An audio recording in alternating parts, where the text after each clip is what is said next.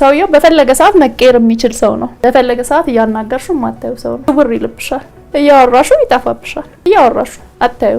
ግን አለኝ ለሊት 9 ሰዓት ተነሽና ምናረጋው ነገር አለ እሱን ታረጋለሽ አለኝ። እንዝዝ ብዬ ቆሜ እየቆየ ወደ ሰውነት ይቀየራል። ስለዚህ በኢየሱስም እያልኩ መጮ ጀመርኩ። ከዛ ስጮ ክንፍ ነገር ነው ያወጣው። የሚገርምሽ ክንፍ ነገር አውጥቶ እንዲህ ክንፉን በጣም በኃይል ቷ እያደረገ ብናለ ሄደ ማለት ነው። ከዚህ እየሳቅን እየተጫወትን እጄ ላይ ሆና ትጣፋብኛለች፣ ትሰወርብኛለች። ከፍቼ ሳየው የሰው አይን ነበር የነበረው ውስጥ። እግዚአብሔር ምስክሬ ነው፣ የሰው አይን ነበር አንድ አይን። ከዛ በቃ ተንቀጥቅጬ ለቀኩት።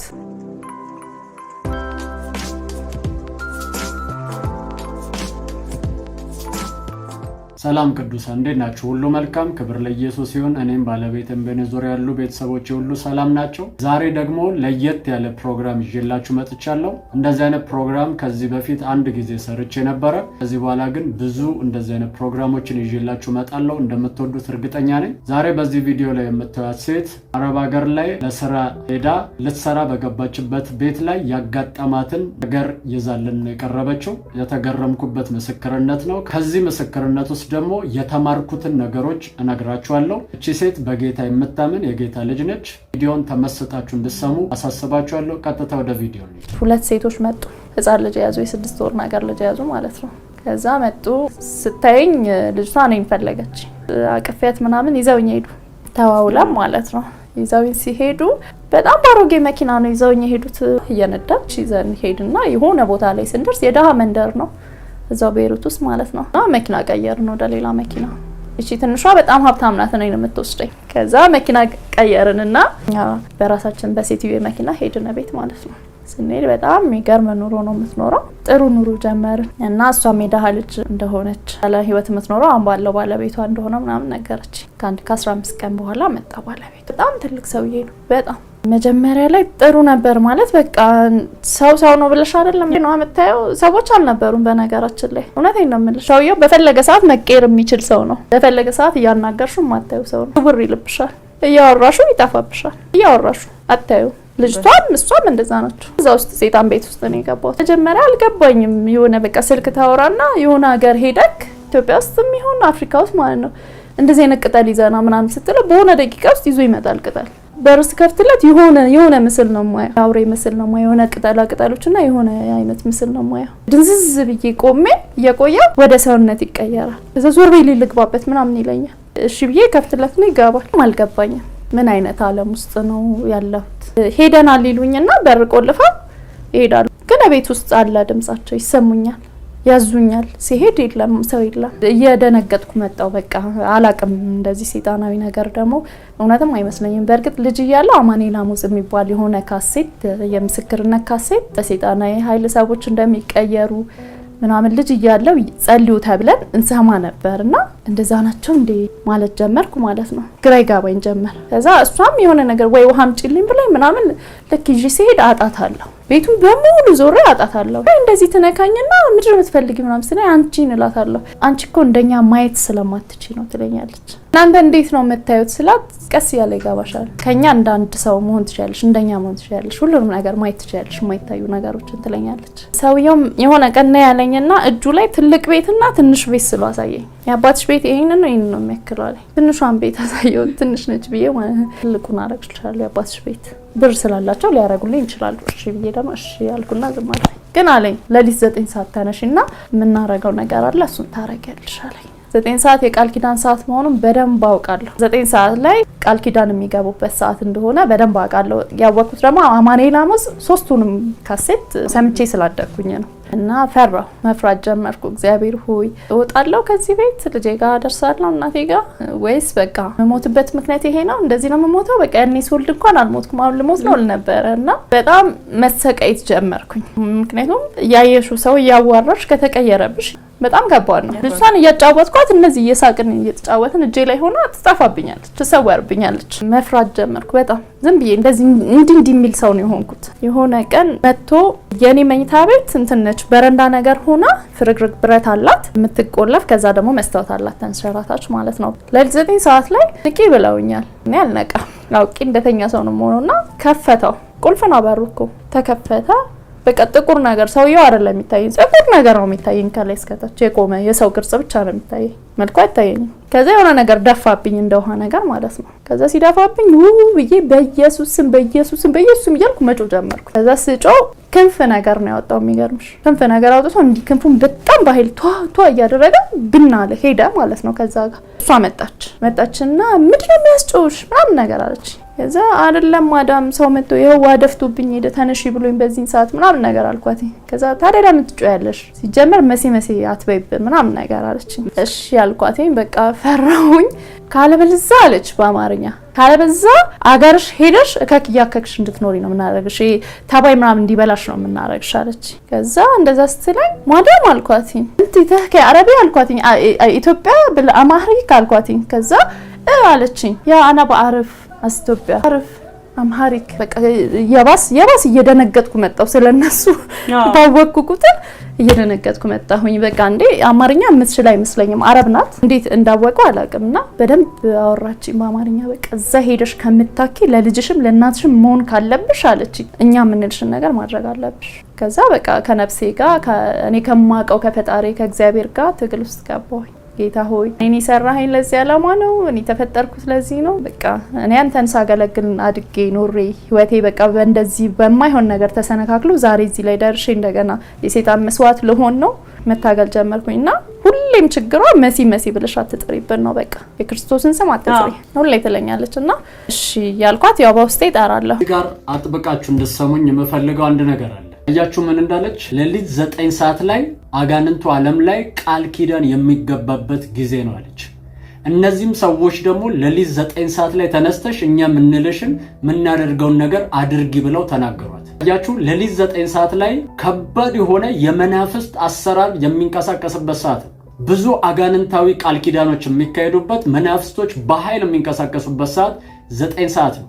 እዚህ ምስክርነት ላይ ብቻ ሳይሆን ብዙ ምስክርነቶች ላይ 9 ሰዓት ላይ የሚደረገውን የአጋንንታዊ ዓለም አሰራር ብዙዎች መስክረውልናል። ከዚህ በፊትም ደግሞ ያስተማርኳችሁ ትምህርት አለ። ከሌሊት 9 ሰዓት እስከ 12 ሰዓት በምትነቁበት ሰዓት ላይ ምን አይነት ጸሎቶችን መጸለይ እንዳለባችሁ ያስተማርኩት ትምህርት አለ። እሱን ቪዲዮ መጨረሻ ላይ ያስቀምጥላችኋለሁ፣ ማየት ትችላላችሁ። ስለዚህ ሌሊት 9 ሰዓት ላይ መተኛት ሳይሆን ያለባችሁ አጥብቃችሁ ልትጸልዩና የሚንቀሳቀሱትን የመናፍስት ኃይላት ማፍረስ ያስፈልጋል ማለት ነው። እዚህ ጋር ደግሞ አያችሁ አይደል? ኢየሱስ የሚለውን ስም ስትጠራ ነበር። ኢየሱስ የሚለውን ስም ስትጠራ ግን አንደኛ መቋቋም አልቻለም፣ ጥሎ ሄደ። ሁለተኛ ደግሞ ኢየሱስ የሚለውን ስም ስትጠራ ያቺ ሴት መታ እንዴት እንደተበሳጨችና ይህንን ስም አትጥሪብን እያለች እንደተናገራቻት ታያታችኋል። ስለዚህ ኢየሱስ የሚለው ስም በመናፍስቱ ዓለም ላይ እጅግ ረብሻን የሚፈጥር ስም ነው ማለት ነው። ፊልጵስዩስ ምዕራፍ 2 ቁጥር 9 ላይ እንደዚህ ይላል፣ በዚህ ምክንያት ደግሞ እግዚአብሔር ያለ ልክ ከፍ አደረገው፣ ከስምም ሁሉ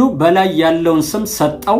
ይህም በሰማይና በምድር ከምድርም በታች ያሉት ሁሉ በኢየሱስ ስም ይንበረከኩ ዘንድ ምላስም ሁሉ ለእግዚአብሔር አብ ክብር ኢየሱስ ክርስቶስ ጌታ እንደሆነ ይመሰክር ዘንድ ነው።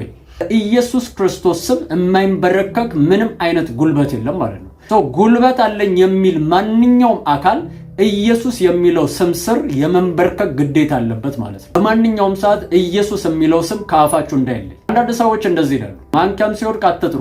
ኖ ኤቭሪ ታይም ማንከም ይወደቅ ምንም ይወደቅ ኢየሱስ የሚለውን ስም መጥራት አለባችሁ። ኢየሱስ የሚለው ስም ከምንም ነገር ሊያድናችሁ ይችላል ማለት ነው። እሺ እንቀጥላለን። አንድ ቀን ሁሉም ሄዱ፣ ልጃቸውን ይዘው ሄዱ። የሚገርምሽ ሁሌ ግን እኔን ይዘውኝ ሲወጡ መኪና ያስመርጡኛል። ምን አይነት መኪና ወደ ኢትዮጵያ እንላክልሽ ይሉኛል። የቤት ዲዛይን ያስመርጡኛል። የቤት እቃ ታማርጠኛለች። ማማደል ነው የያዙት ምናምን እንደዛ በገንዘብ እና ወርቅ ሰጥታኛለች፣ የአንገት ሰጥታኛለች፣ የእጅ ሰጥታኛለች። ግን ሁሉም ላይ ማለት ነው የአይን ምልክት አለበት። ልጅቷ የምታረገው በዳይመንድ ነው፣ የአይን ምልክት አለበት ሁሉም ላይ። እንደሰጡኝ አድርጌዋለሁ። የአይን ምልክቱን መቼ እንዳየው ታውቂያለሽ? አንድ ቀን ሁሉም ወጡና ቤት አልጋቸውን ሳስተካከል የሆነ እንዲህ ጌጣጌጥ ስገዢ ወርቅ ምናምን እንደዚህ የምትሸመቀቅቃለች አይደል? የሆነ ጨርቅ ነገር እንደሱ አይነት ሆኖ የቆዳ አገኘሁኝ። የቆዳ ሳገኝ ምንድነው ይህ ውስጡን ፈታሁት ማለት ነው። ከፍቼ ሳየው የሰው አይን ነበር የነበረው ውስጡ። እግዚአብሔር ምስክሬ ነው፣ የሰው አይን ነበር አንድ አይን። ከዛ በቃ ተንቀጥቅጬ ለቀኩት። ስለቀውም መሬት ላይም ያኛል ላይ ነው። ከዛ እንደምንም ማነሳውትና መልሼ ከትቼ አስሬ እዛው ትራስካቸው ስራ አድርጌ የምሰራው ነገር ግራ ገባኝ ማለት ነው። ወዴት እንደምሄድ ምን እንደምሰራ ምንም አላውቅም። ወደ ኪችን ሄድኩኝና እቃ ብዙ ነበረ። እቃውን አጥባለሁ ብዬ እንትን የሆነ ንፋስ ነገር ዥው ብሎ ሲያልፍ ተሰማኝ። ከዛ ስዞር አለ ሰውየው እንትን ብዬ መታጠቢያው ነው ያለው። ወዴትም መጠጋት አልችልም። እንደዛው መንቀጥቀጥ ጀመርኩ። ከዛ ሽፍቴ ያ ወንጌል አለኝ። ወላሽ ያልኩት ምን አይተሻል? ምንም አላየውም አልኩት። ከዛ ላላላ ሽፍቲ አለኝ የሹን ነገር ሲለኝ ከዛ ምሽፍታና ወላሽ በቃ የሆነ እየቀበጣጠርኩ ብቻ እንዲጠጋለኝ ማለት ነው። እና እጁን ጫነብኝ ትከሻዬ ላይ። እጁን ሲጭንብኝ ወደኩኝ። በሆነ ነገር እንደዚህ ተወጋው ነው የመሰለኝ። በቃ እንደወደኩኝ መሽቶ ነክቶ በንጋታው እሷ መጣችና አነሳች። ነቃው ማለት ነው። ከዛ በአማርኛ ማውራት ጀመርኩ። በቃ ተውኝ፣ እኔ ለእናንተ እንትን የተዘጋጁ ሰው አይደለሁም፣ እግዚአብሔርን አውቃለሁና ወደ ሀገር ይሸኙኝ ብዬ መጮህ ጀመርኩ በአማርኛ። ከዛ ዘጋፍሽን አለችኝ። በአማርኛ በደንብ ዘጋፍሽን፣ አዎ በስነ ስርዓት ክብር ነው የጠላብሽ ነው ያለችኝ። ድህነትን ነው የመረጥሽው፣ እኛ ያልሽ ከኛ እንዳንዱ ሆኚ ስራ ስሪ ነው ያልሽ። ከዛ ቀን ጀምሮ ቤት ውስጥ ያለውን እያንዳንዱን ነገር ማየት ቻልኩኝ። ማየት ስልሽ አሁን የቤታቸው ግድግዳ እንደዚህ ሳየው ሌላ ጊዜ ቀለም ነበረ፣ አሁን ግን አይደለም። ተለያየ የባብ ቆዳ፣ የወፍ፣ የርግብ ላባ በሱ ነውና በደም ነው የተለጠፈው ቤታቸው እንዳለ ማለት ነው። ተወግቼ ከተነሳው በኋላ አሁን በትክክል ማየት ጀመርኩኝ። እያንዳንዱ ነገራቸውን አያለሁኝ። በጣም እፈራለሁ እና በትክክል ሰይጣን እንደሆኑ አምኛለሁ። በጣም በቃ አውላለኩትኝ። ሰጠኋትን ያላደርግም አልኳትኝ። ከዛ አድርጊ እዚህ ቤት እስካለሽ ማድረግ ግዴታሽ ነው ተባልኩኝ። እዛው ቤት ሆኜ እኮ መሄድ ጀመረች ልጅቷ። ወር አልፈጀባትም። የ6 ወር ልጅ አይደል ያስታቀፈ ወዲያው መሄድ ጀመረች እኮ። ልክ ልጅቷ ስትቆም እናትየው ቢላ ይዛ እንዲ መሬቱን ትሰነጥቀዋለች። እንደዚህ ትላለች ቆማ እንድትሄድ። ጋሪም ምንም አላስፈልጋትም። እና እውነተኛ ዓለም ላይ ያለ ሁሉ አይመስለኝም። ከዛ እየጸለይኩ አስቸገርኳቸው እና ዱዳ አረገኝ ለ2 ወር ማውራታቸው እንላለሁኝ። ስራ ተበላሸበት ሰውየው። ብዙ ሰዎች ይመጣሉ ከለራቸው። አዎ በጣም እጸልያለሁኝ። በጣም ጌታ ሆይ በቃ ልጅ ሆኜ ቤትክ ላይ ቆሜ ያልነበረ እላለሁኝ። በጣም እጸልያለሁ። የሚገርምሽ ከዛ ብዙ ሰው ይመጣል። ጥቁር ሰዎች ይመጡና ነጭ ሆኖ ነው የሚወጡት። እግዚአብሔር ምስክሬ ነው። ጸጉሩ አጭር የሆነ ሰው ገብቶ ረጅም ሆነላት ይወጣል። በ3 ቀን ውስጥ ፊዚካሊ ተቀይረው ይወጣሉ እሱ ጋር የሚመጡ ሰዎች። እና እኔ በጣም በቃ አስቸገርኳቸው። ምንም ቢያረጉኝ ይችላሉ፣ ቢገሉኝ ይችላሉ፣ ግን የእግዚአብሔር ኃይል ስላለ ያልገደሉኝ ማለት ነው። እና አቃተው ስራ መስራት። ሰዎችን መምጣት አቆሙ። 7 ሹፌር ነው ያለው። ወይገርምሽ ጦርነት ጀመርኩኝ። መጸለይ በቃ ጌታ ሆይ ያልኩኝ አገሬ ከገባው ልጄን ካገኘሁት እስከ 40 ዓመቴ ያልኩት ለእንጀራ ሰራለሁ። ከ40 ዓመቴ በኋላ ግን ዘመኔን ላንተ ሰጣለሁ። በቃ ባልበላም ባልጠጣም አገለግልካለሁ ብዬ ቃል ገባው ለእግዚአብሔር። ጨርሻ ላይ አንድ ቀን ነው ያለችኝ። ዝርዝር ጻፈች። ሽንኩርት፣ ቲማቲም ምናምን ጻፈች እና አባስ የሚባል ሹፌር ነበራቸው። ወንጌል ነው ያለችኝ። አቤት አልኳት። ከዛ ዛሬ ሄደሽ አስቤዛ ትገዣለሽ አለች። አስቤዛ ገዝተን አናውቅም፣ ምክንያቱም ዲሊቨሪ ይመጣልናል። እቃ ማጥበው ሰውየው የሚያጫጭስበት የሚቀቅልበት ምንም የሚልበትን ነው። ምግብ ዲሊቨሪ ነው። ሁሌ ይደወላል ይመጣልናል ማለት ነው። የተሰራ ነው የሚመጣው። ለመውጣት አልሞከርሽም? ለመውጣት ሀሳብ አልመጣልሽም? ወዴትም መውጣት አትችይም። እነዚህ ግን ሊያጠቁኝ ከፈለጉ ሂጂ ብለውኝም መንገድ ላይም ልሞት እችላለሁ። ገብቶሻል አይደል? እዚህ ጋር ማድረግ ያለብኝ በእግዚአብሔር በመንፈሳዊ ነገር መዋጋት ብቻ ነው እንጂ በምድራዊ ነገር ምንም አይነት አቅም እንደሌለኝ አውቀዋለሁ። በሰከንድ ውስጥ ሊያጠፋኝ እንደሚችል ሰውዬው አውቀዋለሁ። ሂጂ ከአባስ ጋር አለችኝ። ጌጣጌጦቹን እንዳለ ለቅማ ወሰደቻቸው። አትክልት ገዝተሽ ነይ ነው የተባልኩት፣ ግን እየተባረርኩ ነው። ገንዘብ ከሰራውበት በላይ ሰጥተውኛል። ጸሎቴ ነው እዛ ጋር እንዳይሰራ ያደረገው። እንዳይገለኝ አልቻለም። ቢችል ያጠፋኛል። ምን ሆነሽ ነው ከዛ ልክ ቢሮ ስጋባ በኢየሱስ ክርስቶስ እግዚአብሔር ምስክሬ ነው። ልክ ቢሮ ስጋባ 2 ወር ሙሉ ዲዳ አድርጎ ቢሮ ስጋባ በደንብ አወራሁት ሙስጠፋን። ከዛ ይሄንን ነገር አይቻለሁ ሰምቻለሁ ብለሽ ለማንም ሰው እንዳትናገሪ፣ ወደ ኢትዮጵያ ሊልኩሽ ነው እኔ ጋር ያመጡሽ፣ ለማንም ሰው ምንም ነገር እንዳታወሪ አለኝ። እኔ ፕሮቴስታንት ነኝ። አንዱ ዋናው መልእክት ደግሞ እዚህ ጋር አለ። ያህ ምንድነው ካላችሁኝ፣ እቺ ሴት በራሷ አቅም በራሷ ችሎታ በስጋዊ ነገሯ ይህንን የጨለማ አሰራር ልታሸንፍ እንደማትችል 100% እርግጠኛ ነች። ስለዚህ ይህንን ነገር ድል ማድረግ የምችለው በመንፈሳዊ ዓለም እንደሆነ እርግጠኛ ስለሆነች መጸለይን የጀመረችው። በጸሎቷ ደግሞ የሰውየው ስራ እንዲበላሽ አደረገች። ኢቭን ዱዳ እንኳን አርጓት እቺ ሴት ትጸልይ ነበር። ለምን? አፏን መዝጋት ሊችሉ ይችላሉ፣ ውስጧን ግን መዝጋት አልቻሉ። ውስጧ ከጌታ ጋር ትነጋገራለች፣ ትጸልያለች። በዚህ ሰዓት እንዳትሞት እንዳጠፋ ያረጋት ምንድነው ካላችሁኝ፣ ከጌታ ጋር የነበራት የጸሎት ህይወት። በህይወታችሁ ላይ አንዳንድ ጊዜ አደጋ ደርሶባችሁ ግን ላትሞቱ ትችላላችሁ እና አብዛኛውን ጊዜ ጠላት ለተሳካለት ልቆጥሩ ትችላላችሁ። ነገር ግን ልክ አይደለም፣ እንደዛ አይደለም። ጠላት የመጣበት መንገድ ሌላ ሌቭልና ሌላ ደረጃ ነው። እናንተን እስከ መግደል ድረስ ነው ጠላት ፕሮግራም የነበረው። ነገር ግን የእግዚአብሔር ጥበቃ ስለበዛላችሁ ነው ነገሩ በአደጋ ያለፈላችሁ። እቺም ሴት የሆነላት እንደዛ ነው። ለመግደል ለማጥፋት ይችሉ ነበር፣ ሳይፈልጉም ቀርቶ አይደለም። ነገር ግን የምትጸልዩት ጸሎት እንድትጠበቅ አድርጓታል። በህይወታችሁ ላይ የምትጸልዩት ጸሎት እጅግ በጣም ተጽዕኖ ይፈጥራል። የጨለማው ዓለም በዙሪያችሁ እንዳይሰራ፣ በአካባቢያችሁ ላይ እንዳይንቀሳቀስ መከልከል እንደሚችል ልታውቁ ያስፈልጋችኋል። ኢቭን በአፋችሁ መጸለይ እንኳን ባችሉ በልባችሁ መጸለይ መቻል ይኖርባችኋል። በዚህ መንገድ የጨለማውን ዓለም ድል ማድረግና ማሸነፍ ትችላላችሁ። ለዛ ነው ውጊያችን ከስጋና ከደም ጋር አይደለም ብሎ መናፍስቶች ጋር እንደሆነ ኤፌሶን መጽሐፍ ላይ ይናገራል። ስለዚህ ሳትሞት ከዛ ቤት እንድትወጣ ያደረጋት ነገር መንፈሳዊ ዓለም ላይ በጸሎት በመዋጋቷ። ስለዚህ ከዚህ ቪዲዮ የተማርነው አንዱ ነገር ሌሊት 9 ሰዓት ላይ ያለውን የጸሎት ኃይል፣ ሁለተኛ ደግሞ የኢየሱስ ስም ምን ያክል ፓወርፉል እንደሆነ ተምረናል። ሶስተኛ ደግሞ ጸሎት ህይወት ምን ያክል ሲሪየስ እንደሆነና ጨለማውን ማፍረስ እንደሚችል እንዴት እንደምትጠበቁ ይህንን ነገር ተምረናል። ይህ ቪዲዮ ለብዙዎቻችሁ በረከት እንደሚሆን አምናለሁ። ስለዚህ ይህንን ቪዲዮ ሼር እያደረጋችሁ ጌታን ደግሞ እያመሰገናችሁ በኮሜንት ላይ እንድጽፉልኝ ያሳስባችኋለሁ። ተባርካችኋል፣ ተወዳችኋል። እኔ አገልጋይ ፊልሞን ነኝ። እዚህ ጋር የሚመጣላችሁን ሌሊት 9 ሰዓት እስከ 12 ሰዓት ምን አይነት ጸሎት መጸለይ እንዳለባችሁ አስቀምጬላችኋለሁ። እሱን እየነካችሁ ማየት ትችላላችሁ። ጌታን መቀበል የምትፈልጉ ሰዎች ይህንን ጸሎት ከኔ ጋር ከጸለያችሁ በኋላ መጨረሻ ላይ በሚቀመጠው ስልክ ቁጥር ጌታን ተቀብያለሁ መማር ፈልጋለሁ እያላችሁ ቴክስት ትልኩልኛላችሁ። እኔ የምለውን በማለት ኢየሱስን ወደ ህይወታችሁ ጋብዙት።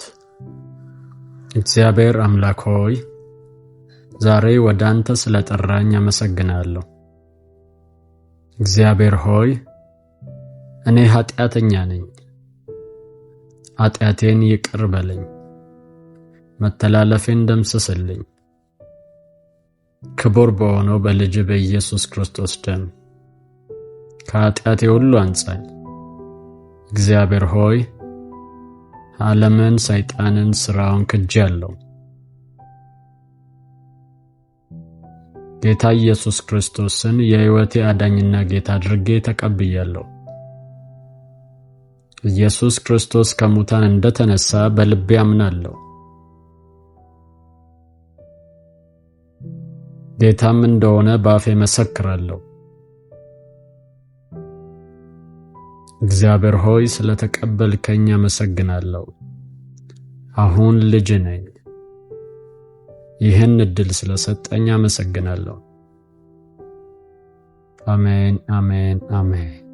አሁን ጌታን እንደ ግል አዳኛችሁ አርጋችሁ የተቀበላችሁ ሰዎች ትምህርት ለመማር በዚህ ስልክ ቁጥር ደውሉልኝ 0920 999642 ተባረኩ። እኔ አገልጋይ ፊልሞን ነኝ። ሻሎም